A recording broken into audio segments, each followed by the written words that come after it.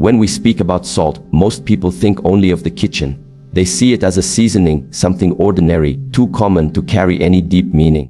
Yet the very fact that it is ordinary is what makes it extraordinary. Salt has accompanied humanity since the beginning of civilization. Wars were fought over it, empires controlled it, and entire economies were built upon it. Why? Because salt was never just a flavor enhancer, it was a preserver of life. Before refrigeration, it was salt that kept food from decay, salt that sustained journeys, salt that made survival possible. So when ancient people looked at this simple mineral, they saw more than crystals, they saw purity, they saw protection, they saw the power to hold back corruption. And this is why, across cultures, salt became a symbol of integrity. To eat salt together meant to share loyalty. To spill salt was considered a bad omen. To cast salt on the ground was to drive away what was dark and impure. These traditions were not random superstitions.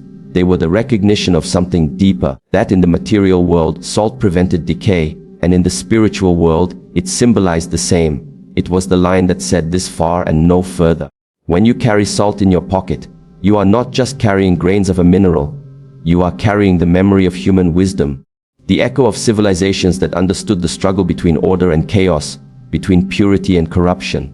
And whether you call it witchcraft, negative energy, or psychological weight, the same struggle continues today. We are all constantly confronted with forces that try to erode us from within: fear, doubt, envy, hatred. Just as meat left unguarded begins to rot, so too does the mind left unprotected begin to decay. Salt reminds us of our responsibility to preserve the purity of our inner state. But let us go even deeper. Purity is not about perfection. It is not about being untouched by life. It is about resisting corruption. Salt does not stop food from aging, but it slows down decay, giving it strength to endure. In the same way, purity of mind does not mean you never feel anger, sadness, or weakness. It means you do not allow those states to define you, to consume you, to rot the core of who you are. Salt becomes the symbol of that discipline. Every grain says, I stand against decay. I preserve what is valuable. So when you slip salt into your pocket, you are engaging in an act of remembrance. You remind yourself to stay intact, not to sell your integrity cheaply, not to allow the small compromises of daily life to erode your character. The presence of salt is quiet, but its meaning is profound. It whispers to you throughout the day. Keep yourself clean in thought. Keep yourself strong in spirit. Keep yourself loyal to what is true. This is why salt has been used not only for food but for ritual. It cleanses spaces, it protects thresholds, it blesses beginnings. All of these uses point back to the same essence. Salt defends purity against corruption. And in a world where corruption is everywhere, not just political corruption, but the corruption of values, the corruption of attention, the corruption of the human heart, this reminder is more needed than ever. Carrying salt is therefore a small act with great weight. It is not superstition. It is a declaration. You are saying, I will not allow the darkness of the world to enter me. I will not allow my mind to rot with negativity. I will hold on to purity, because purity is strength. And so I tell you, never underestimate what is simple. Never overlook what is ordinary. In the smallest grains lie the greatest truths. Salt teaches us that power does not always appear in thunder and fire. Sometimes it rests quietly in your pocket, reminding you that as long as you preserve what is pure, nothing corrupt can destroy you. Would you like me to now expand key point 2 in the same style, 600 words flowing, psychologically and philosophically rich, so that we start shaping the full 20-25 minute lecture? If you think about it carefully, much of life is lived in the realm of the invisible. Thoughts, emotions, intentions, none of these can be touched or seen, yet they shape our entire existence. This is where the practice of carrying salt takes on another dimension. Beyond its symbolic power of purity and preservation, it becomes something deeply psychological. It is no longer just an external object, but a silent companion that grounds you in moments when the inner storms of fear, doubt, or anxiety begin to rise. The human mind is restless by nature. One moment it is here, the next it is wandering into worries of the future or regrets of the past. We are often pulled by invisible threads we cannot fully control. Expectations, opinions, judgments. And when these pressures combine, they create a kind of heaviness, a sense that life is pushing against us. In such moments, the smallest physical act can bring us back to center. Imagine placing your hand into your pocket and touching the salt you carry. Immediately, you remember why it is there. It is not just salt, it is your anchor, a physical reminder that you are not at the mercy of the storm. This works because the human mind is deeply connected to symbols. Athletes wear a bracelet, Monks carry beads, soldiers hold on to tokens given by their families. Each of these objects is simple, but the meaning invested in them makes them powerful. Salt serves the same function. It becomes a bridge between the physical and the mental. By touching it, you activate a memory in your subconscious: strength, clarity, resilience. The object anchors the mind, and the mind reclaims control over the emotions. Some may ask, but is this not just self-suggestion? Indeed, it is, and that is precisely why it is powerful. The greatest battles are not fought in the physical world, they are fought in the unseen battlefield of the mind. Every tool that helps you stabilize your inner state is valuable. When salt becomes that tool, it teaches you to master yourself. It tells you that even in chaos, there is something you can reach for, something that steadies you. Think of the mind like water. Left undisturbed, it reflects clearly. Disturbed by fear or anger, it ripples and distorts everything. Most people live constantly in those ripples, never seeing reality as it is. Carrying salt is like throwing a stone into that restless water, but not to create chaos, rather to create focus. The stone gives you something solid, something real, to return to when the mind is being pulled away. It is a reminder: come back, breathe, stand firm. And here lies the deeper teaching. The salt is not actually protecting you from the outside. It is reminding you to protect yourself from the inside.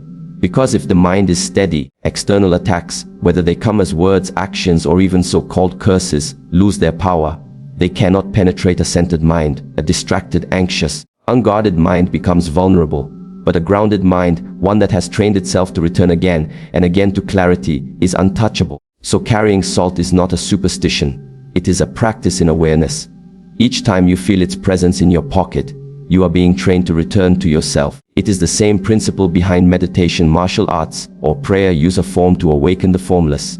Use the physical to awaken the inner. Over time, you may not even need the salt. The mind itself becomes the anchor. But until then, the salt serves as a humble teacher.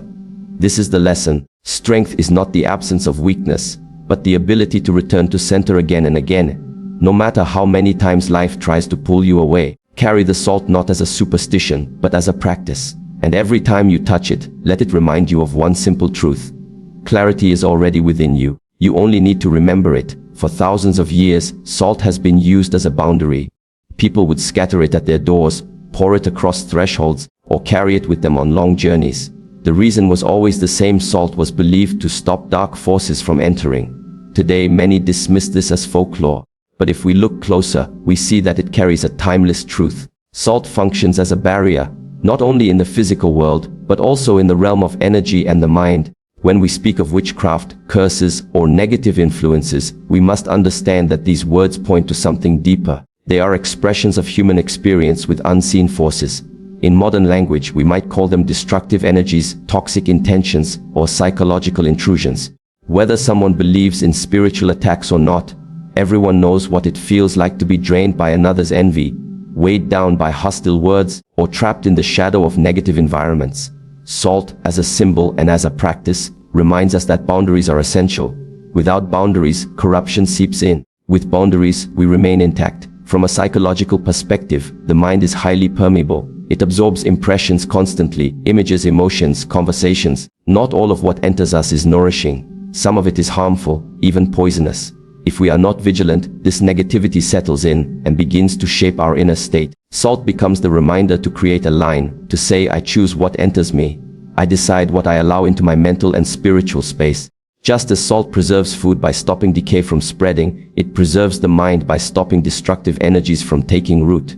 But why salt specifically? Because salt is both humble and uncompromising. It does not shout, it does not boast, but it changes everything it touches. It heals wounds, cleanses impurities, and strengthens what would otherwise fall apart. It is, in a sense, uncompromising clarity. And this is the exact quality we need when confronting forces that seek to manipulate or weaken us. Darkness thrives on confusion. It multiplies in disorder. Salt cuts through this with sharp simplicity. It is a barrier not of aggression, but of purity. When you carry salt in your pocket, you carry that message with you. I have boundaries. I am not open to every influence. I will not absorb what does not serve me. This act transforms from ritual into philosophy. It is about living with awareness of what we consume, not just through the mouth, but through the mind, through the heart. Because in truth, witchcraft is not always an external curse. Often it is the curse of comparison, of envy, of internalized negativity. Salt tells us guard your inner house. Do not let what is toxic take residence there. There is also a deeper lesson here. Boundaries are not about fear. They are about strength. A person without boundaries is like a house without walls. Anything can enter, and sooner or later, the house collapses. But when you set a boundary, you are not closing yourself off to life. You are creating a safe space where your energy, your focus, and your spirit can grow without disturbance. Salt symbolizes that safe space. It is both the wall and the gatekeeper. And so the practice of carrying salt teaches us something vital to master your life. You must master your boundaries, protect your mind, and you protect your future. Preserve your spirit, and no darkness can corrupt you. In the end, the grains of salt are not there to fight the world for you. They are there to remind you of your own authority. The authority to say no, the authority to resist, the authority to remain pure in a world that constantly seeks to contaminate. Carry the salt as a boundary, and let it remind you of this truth. Nothing has power over you unless you allow it to enter. If you look carefully at human behavior, you will notice something fascinating. People do not act on logic alone. They act on symbols, on rituals, on meaning. A wedding ring is only a piece of metal, yet it holds the weight of a promise.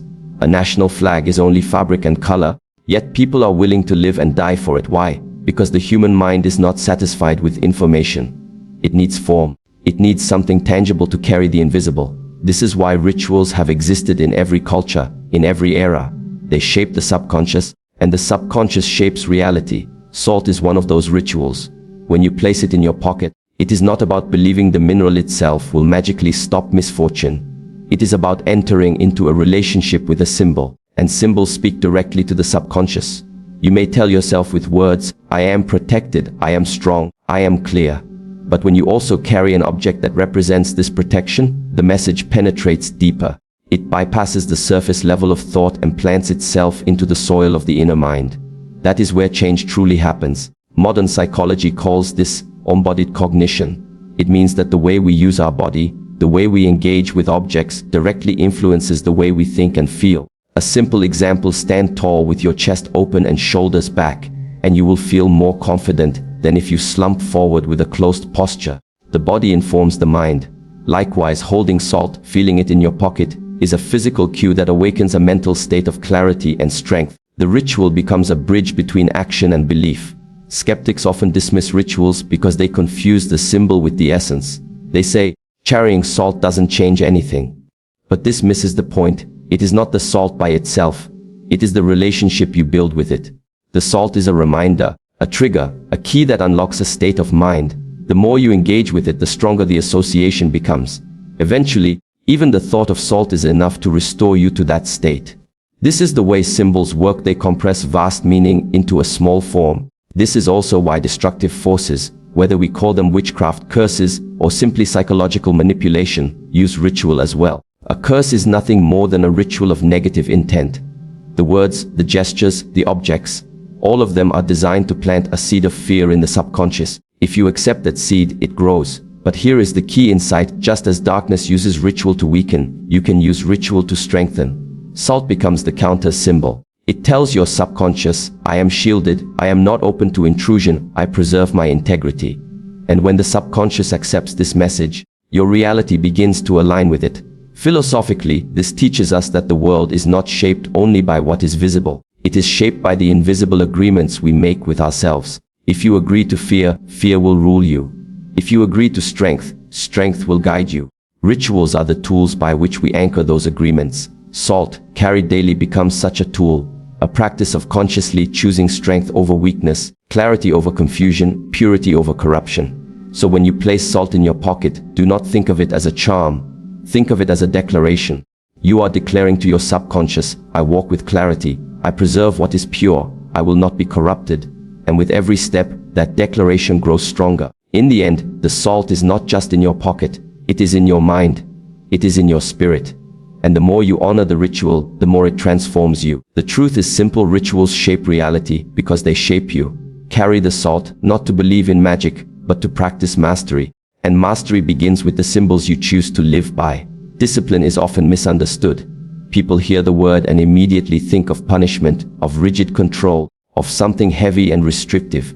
But in truth, discipline is simply the art of remembering what matters. It is the practice of returning again and again to what is essential, even when the distractions of life try to pull you away. This is where carrying salt becomes more than a ritual of protection. It becomes a tool of training, a quiet exercise in awareness. Think about it. Most of our days pass in forgetfulness. We wake up with intentions, but by noon we are consumed by noise, emails, conversations, anxieties, temptations. The mind drifts, often without us realizing it, and this drifting is not harmless. A drifting mind loses focus, loses energy, loses direction. But every time you put your hand in your pocket and feel the grains of salt, you interrupt that drift. In that small moment, you remember, I am here. I am present. I am not to be carried away by chaos. This is what makes salt a training tool. It teaches awareness in the midst of the ordinary. Meditation halls and temples are useful, but life is not lived in temples. Life is lived in the market, in the workplace, in the kitchen, in the middle of arguments and noise. To carry salt is to bring the temple with you. It transforms every ordinary moment into a reminder of discipline. The salt becomes a mirror. Each time you notice it, you are asked, what state am I in right now? Am I clear or am I clouded? Am I steady or am I scattered? Over time, this repetition shapes the mind. Just as lifting weights builds muscles, repeating awareness builds clarity. At first, the salt reminds you. Later, the salt is no longer needed. The awareness has become natural. This is the hidden purpose of every ritual. To awaken something in you so deeply that you no longer need the ritual itself. But until then, the salt is the teacher. There is another layer here. Carrying salt also teaches responsibility. Because the salt is passive, it does not act by itself. If you keep it in your pocket but live in forgetfulness, it does nothing. You must engage with it. You must remember its meaning. And this requires effort. It is easy to hope for protection, to wish for peace, to dream of strength. It is much harder to practice these qualities daily. Salt becomes a symbol of this truth. No tool will work unless you work with it. No shield will protect unless you hold it firmly. This is why I say that salt is not only a shield, it is a discipline. It trains you to stay awake in a world that wants you asleep. Because when you are asleep, you are vulnerable to manipulation, to fear, to negativity. But when you are awake, when you are disciplined, you become untouchable. Not because you block out the world, but because you meet it with clarity and strength. So do not treat the salt as a passive charm. Treat it as a practice. Engage with it consciously. Let it remind you of your boundaries, of your purity, of your inner strength. And let this awareness spill over into every other area of your life, your words, your actions, your choices. Discipline is not about grand gestures. It is about small, consistent reminders that shape the mind into something unshakable. And here is the final lesson. Strength does not come from what you carry in your pocket. It comes from what you carry in your awareness. Salt is only a key. The door it opens is your own discipline. Walk through that door, and you will realize that the greatest protection in life is not outside you, but within you. If you reflect on everything we have spoken about, purity, awareness, boundaries, ritual, discipline, you begin to see that salt itself has never been the true source of power. Salt is a symbol, a reminder, a tool. The deeper truth is that the real shield is already within you. The grains in your pocket are mirrors of your inner state. They only reflect back what you have chosen to cultivate in your own mind. If you are weak inside, salt cannot save you. If you are strong inside, salt is not even needed. This is why we must be careful not to give our power away to objects. Too many people fall into the trap of thinking that an external charm, a stone, a ritual, or even salt itself will do the work for them. They become dependent, forgetting that the object was only ever a teacher. At its best, it points inward. At its worst, it becomes a crutch. And when life shakes them, they collapse because they have not built the strength within. Salt is effective only because it resonates with something already present in you. When you carry it, you are not carrying protection. You are carrying a reminder of your own authority.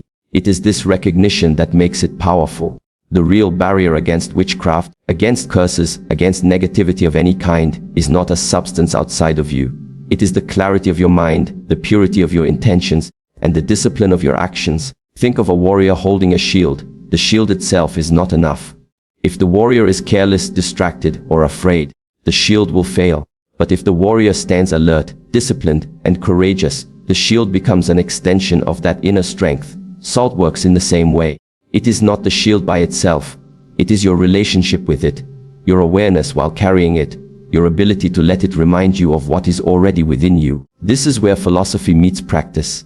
If you see salt only as salt, it is nothing. If you see it as a mirror of your inner state, it transforms your daily life. Every grain becomes a teacher whispering, "Stay aware, stay unshakable," and slowly, the practice of carrying salt turns into the practice of carrying yourself differently, more grounded, more watchful, more resistant to the chaos of the world. At the deepest level, the purpose of these teachings is not to make you depend on salt.